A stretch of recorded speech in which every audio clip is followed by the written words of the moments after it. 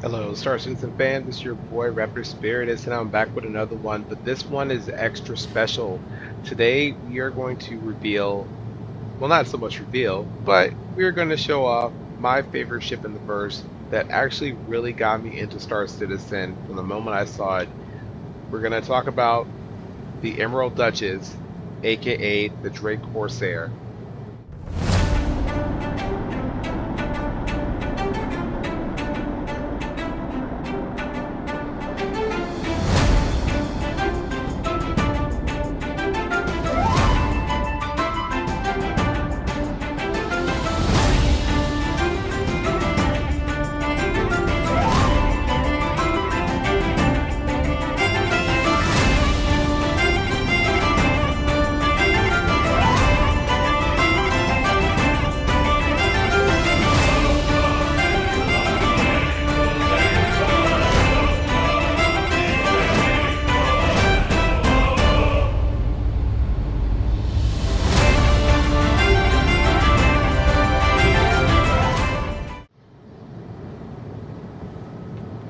So everyone probably is quite familiar with the Drake Corsair. This ship is Drake's answer to competing with the RSI Constellation and any other medium ships of its kind, but except it is a ship that is built in classic Drake. It has four size 4 front guns on the nose and then two size 5s on the wings.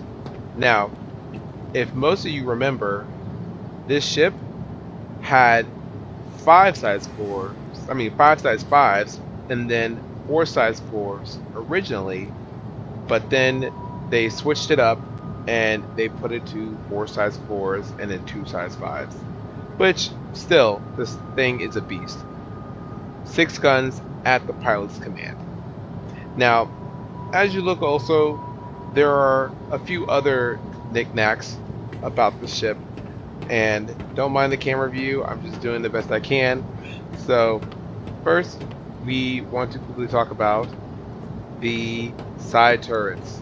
There's one on this side and there's one on the other side. These are manned turrets, and these things have a fabulous arc of fire range where it basically almost points forward and then can point back definitely all the way up and all the way down. So it gives you a wide variety of firing range for these guns. Some of my favorite things about this ship. Now, I'm not going to get too much into the paint itself. This one is ghoulish green. Now, originally I had the paint that was the military green when the Drake Corsair first came out, but this particular green really just goes with the name Emerald Duchess. When you look at it, it is quite impressive. So this is the standard color I always keep my Drake Corsair in. Now, a couple of the things that I like about this ship are the landing gear. It's got three, so it helps on balancing on terrain. Now, what I also like that it's very low. So it's not like it can teeter very much. It's not going to go too far, but I do like the way it lands. It almost lands kind of like a bird. But what I also love about the ship is how, if you look at the shape from the front and as we go to the back, it almost resembles what you would expect from a pirate ship. Even the thrusters in the look a little bit like they belong on something that is pirate-based use. Now, when you go to the back here, this clearly is like the old school pirate ships. I love how they've done this. It looks really well, and it really just ties into the aesthetic for the Drake Corsair. This thing is rugged. It is powerful. Now, the downside, it is slow. Very, very slow. But, you know, that's okay because, again, I understand it is a medium-sized ship. It has plenty of firepower to lend to the pilot, and it can defend its own. It just cannot turn worth a damn. So we're going to take a quick look at the inside. So first and foremost, this ship comes with technically 3 exits and 3 enters. So I guess we just call exits. So obviously the rear hangar rack or hangar ramp, I'm so sorry. This is where you can store, I believe it is 78 SCU of cargo. And then the size for vehicles can go all the way up to a Ursa, or which I've seen people actually fit a Tumbrel. That's the Storm, but the missile variant. The missile variant Storm fits in here, which is crazy. So, but the regular Tumble Storm does not because of its cannon, but plenty of space in this hangar. So now you have components in here. So there are components in the main area. And as we go to the back, again, I love this aesthetic. If you look at this, look at the ceiling. Wires hanging down, these little janky little fans to try to keep it cool. It's got plenty of lighting in and outside of it. They got all this exposed ducking. Wonderful. Just straight, just Drake, classic Drake. Yellow bars. Now this is the main engineering area. You have components behind here. Is your hydrogen and your quantum, and then you have other components here, and some more components over here. This particular one, this is the power, and it has components here. There is the engineer station that currently does not work yet, but I'm pretty sure it will. And people flying this Corsair, since a lot of people solo it, it is going to be a little bit of an issue to fix if you're in the heat of battle, so you have to make do. Now we have our armory. Again, this ship is purpose built. It is not built for comfort. It is not fancy. It is built for utilitarianism. It is utility based and it functions. It is a functional ship. It does not have any extra fun quirks. It is there to get the job done, to get the cargo out, and to make its way to where it needs to go. Now in here you will see 4 suit lockers, and then you will see a gun rack that houses anything from small to medium guns. That would be sniper rifles, shotguns, P4s, P8s, anything like that. But you also have 2 large ones, which will fit the rail guns, rocket launchers, grenade launchers, no problem. This thing is magnificent for a ship of its size. So now we're moving on to the common area. This area is where everyone will congregate. Now, it's been seen because of these TVs that are here above the table that this is where you would do your mission planning and whatnot. But let's face it, amongst a bunch of pirates, it's going to be a place for chow. It's going to be a place to cut up, to drink yourself to oblivion, and to just mouth off as you see fit to do so. It has a food area right here. I like the little touches for, again, the plates and stuff that you use your utensils. Get a better angle of it right there. Like these are these little circles right here, these 6 little circle pot areas. This is where you find, like I said, utensils that you get served at like some buffet place. It's nothing fancy whatsoever. But I like it. It works for Drake. It really does. And here's the big table. Now, what some people say is a little bit messed up is the fact that right here is your toilet. If I can open this up, I have to look. Here we go. Open it up, and there it is. The toilet is right next to the eating table. So if someone's blowing it up in here or singing in the shower, there is no privacy whatsoever. Just forget about it. So now we're going to check out the living quarters. This ship comes with 4 living quarters. They're all the same. When I literally say all the same, I mean they are all the same. Bed, and there's another suit locker. So you have a total of 8 suit lockers on the ship. This can be more personal, and the other ones can be for your combat suits or whatever. So it's very versatile. At the bottom, we have storage right there. You can see the open. So we have storage right there. And yeah, look at that. It is very, very basic, but it's got everything you're going to need for the long haul.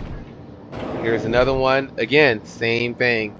Very basic, but it has everything you're going to need. And there's number 3.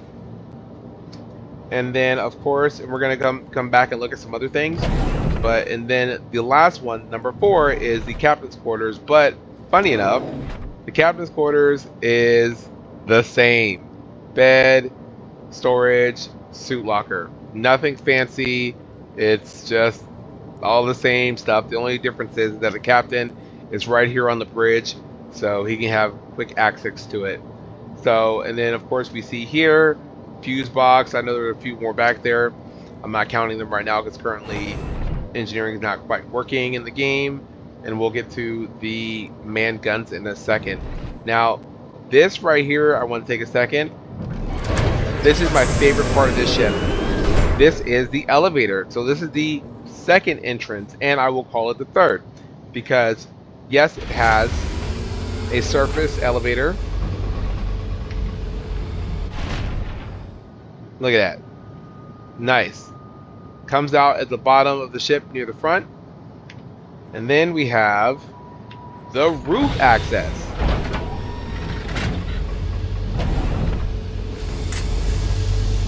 Pardon the poor camera work. I'm just trying to do this all in one clip. But here it is. Roof access to your ship. Now, ooh, hope I don't fall through. Oh, don't fall through.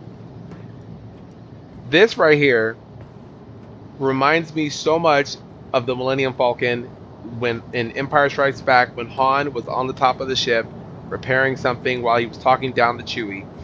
If you have damage on the ship, whenever they start to get to where we need to start repairing our ships on the go and we can't make it in, you have to get to the top of the ship, the roof access is fabulous. It is wonderful to get to. Or in case you have instances again where you are in Atmo and someone needs is stuck in the air or dangling from somewhere and you need to get them, roof access is available on this ship. Now, I love the paneling. It is just very sleek, but I just love how it just looks very industrial. It looks tough. The ship is very tough. Now, it doesn't have a huge amount of HP, but it's enough. And it has a size 3 shield. Whoopsie. That was, sorry about that. But it has a size 3 shield. I know, I'm doing this in raw footage. It's so terrible. I was trying to actually take a quick gander at the Urkel website so I can give proper stats, as I should know them by now, but sometimes it's a little bit hard to remember everything, so I'm probably just going to cut that portion out and then get to the stats here in a second.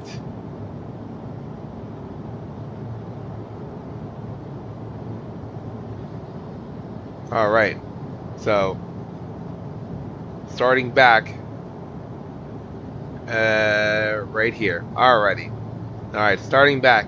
So this ship comes equipped with one size 3 quadra shield. Say that 3 times fast. So you have side and front and back shielding. So you don't have to worry about, oh, the elevator went down. You don't have to worry about getting hit from, you know, an open side. Now, bend down, there's the opening. So if you need to get back in your ship for whatever reason, say your ship gets stuck somewhere, you just go ahead and hit that switch. There you go. Back up. Then mess hall.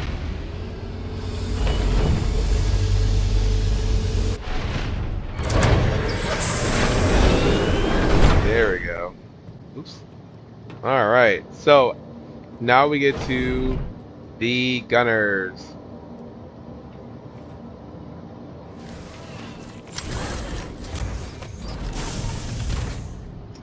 I believe because I don't have a ship on, this is probably not gonna turn.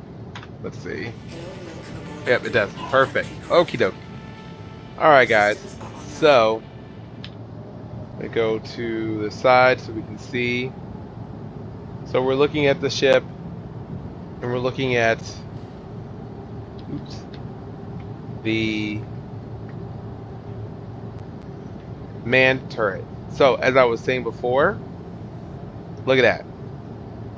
It almost points directly forward. Look at that arc. That's awesome. I believe, honestly, when it comes to turrets, it's probably the best one in the game, to be honest. Look at that. So much coverage. Now, of course, the downside is the belly of the ship is exposed, so you're going to have to do some maneuvering if you have a crew. But I digress.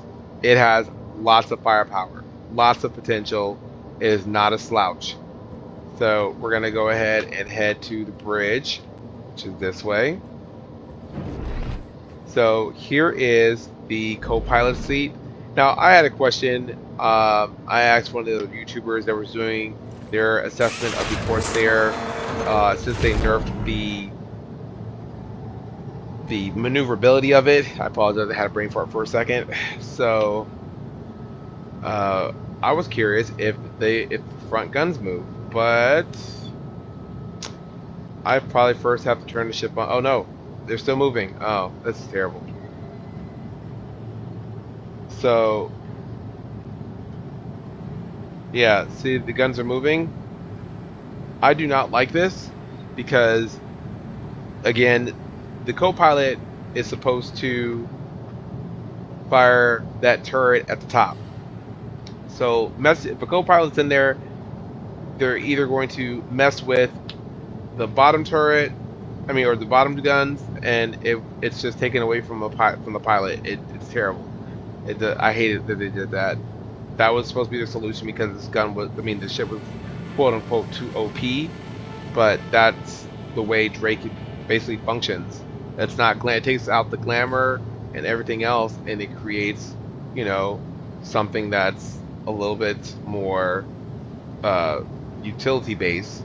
It's not fancy at all, So here's the top turret, and I really hope CIG just goes back and fixes it to where that that co-pilot cannot touch those guns. That it just makes it, I think, difficult for the pilot, as the pilot should be focusing all 6 of the pilot control guns forward, because if it worked like it did before, then the co-pilot had to take control of either or, so at any given time there's 2 sets of guns that are not being used. So hopefully CIG does fix this. But I love how they did that with the co-pilot, how it goes down under the seat, and I think that it's really great when the co-pilot can see below the pilot to give them information on, whether they're close to the ground or just kind of some more, inside views, so the pilot can focus forward. And here is the cockpit of the ship. The pilot seat has 5 MFDs. It actually has 6. This one down here, well, at least this one down here used to work. I don't know what's going on with this, because this MFD down here on the floor used to show stuff as well, but now it's blank, so I'm not too sure. So these are your MFD, your radar. Like, I just love the setup of the ship. It's super cool. Now, the one thing I will say I don't like about this ship recently, not recently, it's been like this for a few patches now. You go and close these doors. Let's see if I can do it while I'm on the ground. I don't know if it'll let me. Yeah. So the afterburners, thrust. When you used to do it, these used to open up. The main big thrusters right there, the little fins on the side used to open up, and they don't now. So I'm a little disappointed that they're letting the Corsair just kind of fall apart slowly and surely because I mean CIG. But whatevs. So that concludes my tour of the Drake Corsair. I hope you guys enjoyed it. I will probably be taking the ship out a little bit more to do some more combat based stuff so you can see it in combat. I'm sure you've seen it all over YouTube, but this is my favorite ship in the game. It is my baby. No matter what CIG does to it, I'm going to hold on to it. So you guys stay safe, and I'll see you guys in the verse.